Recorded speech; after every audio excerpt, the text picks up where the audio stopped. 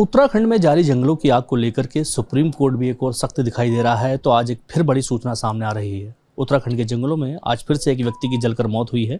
हमारे साथ बात करने के लिए उत्तराखंड के फॉरेस्ट मिनिस्टर सुबोध उनियाल जी हैं। जानेंगे उनसे क्या मामला है।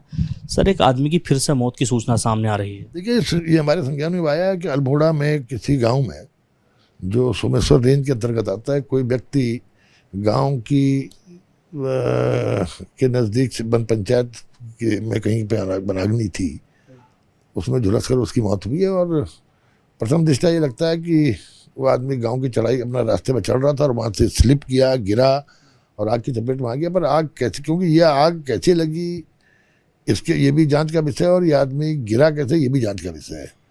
प्रश्न ये, क्योंकि ये फायर अलर्ट कहीं पर भी फॉरेस्ट विभाग की नज़र में नहीं आया, क्योंकि हमारे पास टेक्नोलॉजी ऐसी है कि हम पे तत्काल फायर अलर्ट्स आ जाते हैं। तो न तो फायर अलर्ट हम पे पहुंचा, और सुबह किसी वन दरोगा के द्वारा ये सूचना दी गई कि एक व्यक्ति वहाँ पर आग में झुलसकर उसकी मौत हुई है। महेंद्र सिंह नाम का व्यक्ति है।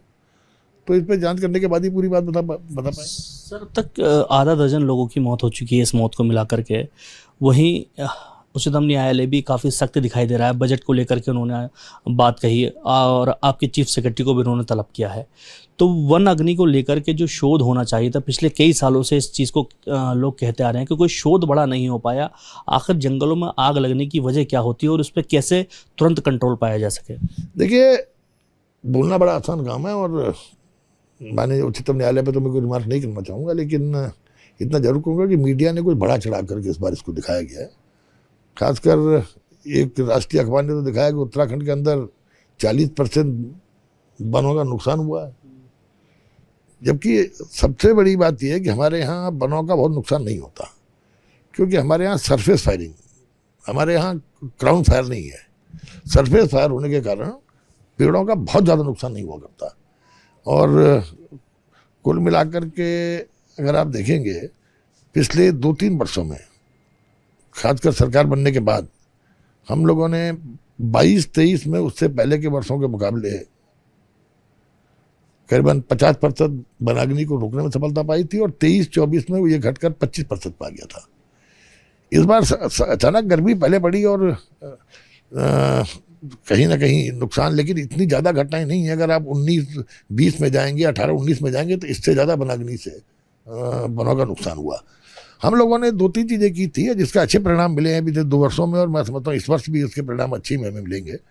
क्योंकि मेरा ये मानना है कि कोई भी आपदा बिना जन सहभागिता के आप उसको जीत नहीं सकते। तो कम्युनिटी इन्वॉल्वमेंट के लिए हमने पहली बार राज्य में ग्राम प्रधान की अध्यक्षता में फॉरेस्ट फायर मैनेजमेंट कमेटी बनाई, और पहले फेज में उन 72 जगहों को जहाँ फ्रीक्वेंसी ज़्यादा थी फायर की, वहाँ पहले फेज में 72 जगह पर वनाग्नि प्रबंधन समिति बनाई। और इस वर्ष 441 स्थानों में हम लोग वनाग्नि प्रबंधन समिति बना चुके हैं, जिसमें ग्राम प्रधान अध्यक्ष, युवक मंगल दल, महिला मंगल दल के अध्यक्ष उसके मेंबर्स होंगे, और राजस्व विभाग और फॉरेस्ट डिपार्टमेंट का कर्मचारी उसका मेंबर होगा।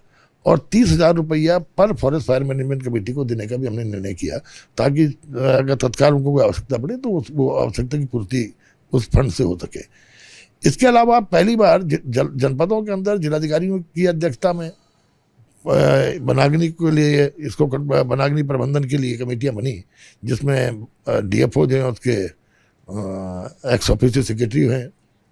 और अगर आप मालूम करेंगे तो पहली बार आपदा प्रबंधन मद से भी हमने वनाग्नि के लिए पैसा देने का काम विगत वर्षों में किया है। इसके साथ साथ राज्य स्तर पर भी मुख्य सचिव की अध्यक्षता में कमेटी है जो लगातार इसकी मॉनिटरिंग करती है। इसके साथ साथ हमारा व्हाट्सएप ग्रुप एक ऐसा ग्रुप है जिसमें मैं स्वयं, जिसमें फॉरेस्ट के हेड ऑफ डिपार्टमेंट, हॉफ, सारे सीसीएफ, कंजर्वेटर फॉरेस्ट और डीएफओ जिसमें जुड़े हुए हैं, और एक सेकंड की घटना उस पर दी जाती है। अब प्रश्न ये है कि आग लगती कैसे? आग लगने के 3 कारण हैं। किसान अपने खरपतवार को जलाने के लिए आग लगाने का काम करता है, जो जंगल में पहुंच जाती है।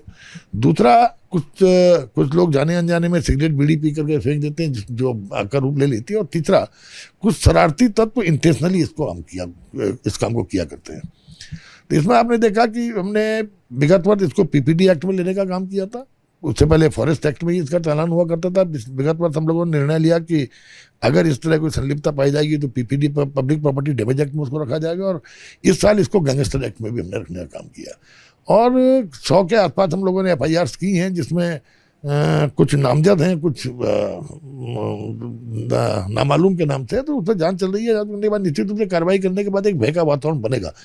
इसके साथ साथ हमने एक निर्णय इस बार सब ये लिया है कि हम जो हमारे 571 सेक्शंस हैं, जिसमें एक बंदरोगा पे एक सेक्शन होता है, तो हमारे पास 571 सेक्शन पूरे प्रदेश में है। हर सेक्शन में हम पब्लिक अवेयरनेस प्रोग्राम और ट्रेनिंग प्रोग्राम प्रारंभ कर रहे हैं, ताकि जनता को जागरूक भी किया जाए और साथ साथ ट्रेनिंग दी जाए।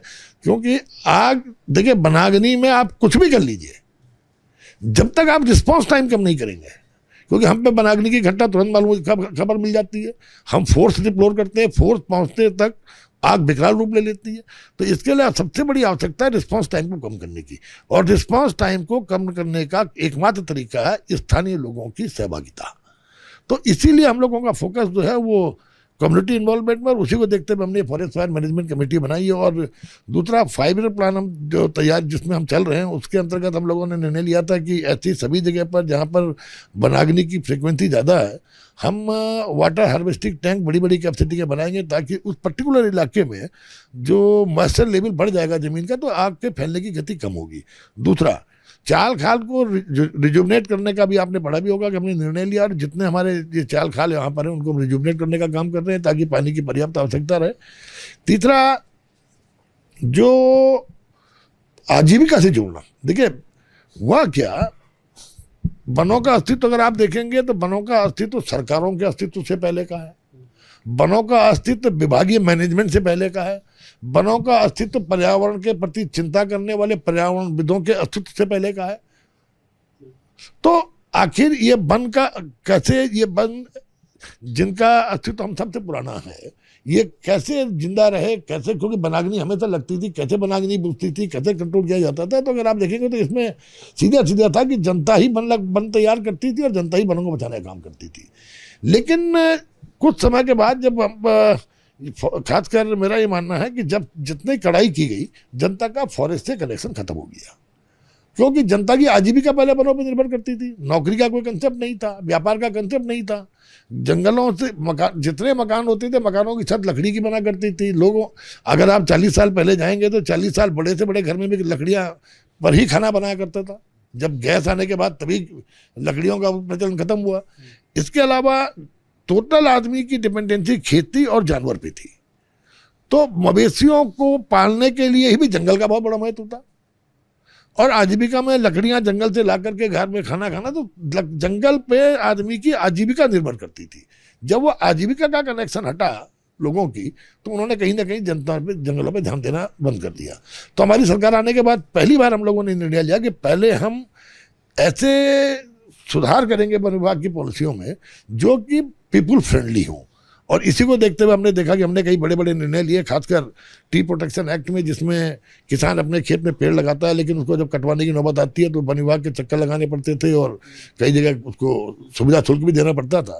तो हम जब उत्तर प्रदेश से अलग हुए थे तो 27 प्रजातियाँ ऐसी थी जो एग्जेम्प्टेड थी, और उसके अलावा सैकड़ों स्पीसीज जो है उनके लिए अनुमति लेने का प्राविधान था।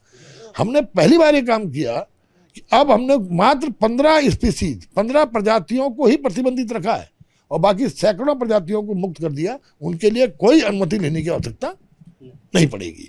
दूसरा, वन पंचायतों का, हमारे राज्य में 11,230 वन पंचायतें हैं, जिसमें सीधे सीधे 25 लाख आदमी जुड़ा हुआ है। लेकिन वन पंचायतों में जो कमाई होती है वो वन पंचायतों को ही सुदृढ़ीकरण में लगाई जाती है, और उस पर आम आदमी की आजीविका से उसका कोई लेना देना नहीं था। हम लोगों ने 628 करोड़ का एक हम प्रोजेक्ट ला रहे हैं, और पहली बार हमने वन पंचायत अधिनियम में संशोधन करके वन पंचायत की भूमि में को खेती करना अलाउ कर दिया है। वो केवल आपके जड़ी बूटियों की और फलदार पेड़ों की खेती उसमें हो पाएगी, लेकिन ये वन पंचायत की भूमि पर खेती अलाउ करना, ये बहुत बड़ा हम लोगों ने एक ऐतिहासिक कदम लिया, जिसमें जब ये जड़ी बूटियाँ और फलों से जो उत्पादन होगा, इसको सीधे सीधे वन पंचायत से जुड़े हुए लोग उसके हार्वेस्टिंग के बाद उसका दोहन करके उसकी मार्केटिंग कर सकते हैं, और विपणन करने के बाद जो पैसा मिलेगा वो वन पंचायत के सदस्यों में बढ़ जाएगा। तो सीधे सीधे वनों से आम आदमी की आजीविका जोड़ने का दूसरा प्रयास। तीसरा प्रयास, हमारे यहाँ इको टूरिज्म की बहुत संभावना है। तो हम फॉरेस्ट डिपार्टमेंट में इको टूरिज्म की पॉलिसी लाए, जिसमें हमने 2 लाख लोगों को रोजगार देने का एक मन बनाया, संकल्प लिया, और उसमें नए डेस्टिनेशन हमने चुने हैं। उन डेस्टिनेशंस को हम तैयार करेंगे। तैयार करने में कई डेस्टिनेशन तैयार भी हो गए, और तैयार करने के बाद उनको ऑपरेट करने के लिए स्थानीय लोगों की इको डेवलपमेंट कमेटी बनाकर उनको सौंप दिया जाएगा। वो इको डेवलपमेंट कमेटी उसमें जितनी कमाई करेगी उसमें 90% पैसा उस कमेटी से जुड़े हुए लोगों के बीच बटेगा और उस पर्टिकुलर डेस्टिनेशन के मेंटेनेंस में लगेगा। मात्र 10% पैसा राजस्व में जाएगा। तो ये इससे 2 लाख लोगों को रोजगार देने का हमने संकल्प लिया है। तो ये सारे के सारे रिफॉर्म्स हमने किए, किस तरह जंगलों से लोगों की आजीविका को कनेक्ट करें। जब जंगलों से आदमी की आजीविका कनेक्ट होगी तो निश्चित रूप से मेरा मानना है कि आम जनता वनों के प्रति बहुत संवेदनशील होते हुए एक दोस्ताना उनका व्यवहार हो जाएगा और वनों को बचाने की भूमिका में निश्चित रूप से आगे आएंगे। तो देखिए, मैंने आपसे कहा कि आज आप ये सोचें कि केवल वन विभाग वनाग्नि को रोक सकता है, तो मैं इसको संभव नहीं मानता। बिना जन सहभागिता के आप वनाग्नि पर कंट्रोल नहीं कर सकते, और उसके लिए सबसे बड़ी आवश्यकता है पहले जन जागरूकता, क्योंकि ये जंगल केवल किसी एक व्यक्ति या एक गांव के अस्तित्व से नहीं जुड़ा है। आज सब दुनिया एक ग्लोबल इश्यू है, ग्लोबल वार्मिंग, ग्लोबल इश्यू है वाटर लेवल का लगातार गिरना, और तीसरा आज आप देख रहे हैं कि जिस तरह से लगातार पर्यावरण दूषित हो रहा है और कार्बन एमिशन से जिस तरह आने वाली पीढ़ी के लिए खुली हवा में सांस लेने का एक मौका रह जाएगा नहीं रहेगा, ये भी एक प्रश्न चिन्ह है। इन सब चीज़ों को जलाने के लिए आज मानवीय दृष्टिकोण से जंगलों को बचाना बहुत जरूरी है, और यही जब आम आदमी को समझ में आएगा कि ये जंगल उसकी आने वाली पीढ़ियों को खुली हवा में सांस लेने का अवसर देंगे, ये जंगल आने वाली पीढ़ियों को, जिस आप देख रहे हैं ग्लेशियर लगातार पीछे हट रहे हैं, तो ये तमाम चीज़ों को बचाने के लिए जंगलों का अस्तित्व बचाना बहुत जरूरी है। और मैंने इसमें कह दिया कि ये बिना जन सहभागिता के संभव नहीं है। वनाग्नि हो या ह्यूमन वाइल्ड लाइफ कॉन्फ्लिक्ट हो, इन सब के लिए अवेयरनेस के साथ साथ जन सहभागिता की बहुत बड़ी आवश्यकता है, उस पर हम लोग आगे बढ़ रहे हैं। हमारे साथ बात करने के लिए उत्तराखंड के फॉरेस्ट मिनिस्टर सुबोध उनियाल थे, जिन्होंने साफ तौर पर कहा कि जंगलों की आग को रोकने के लिए विभाग के साथ साथ स्थानीय जो लोग हैं उनकी भूमिका भी काफ़ी महत्वपूर्ण है। इसलिए जन सहभागिता के साथ उत्तराखंड की जंगल की जो आग है उसे रोकने का काम किया जाएगा। इसके लिए कम्युनिटी को जोड़ा जा रहा है जंगल से, उसके लिए कई तरह के प्रोजेक्ट्स धीरे धीरे फॉरेस्ट डिपार्टमेंट लेकर आ रहा है, जिससे स्थानीय लोगों को रोजगार भी मिलेगा और उनका जो जंगलों के प्रति मोह है वो ज़्यादा बढ़ेगा।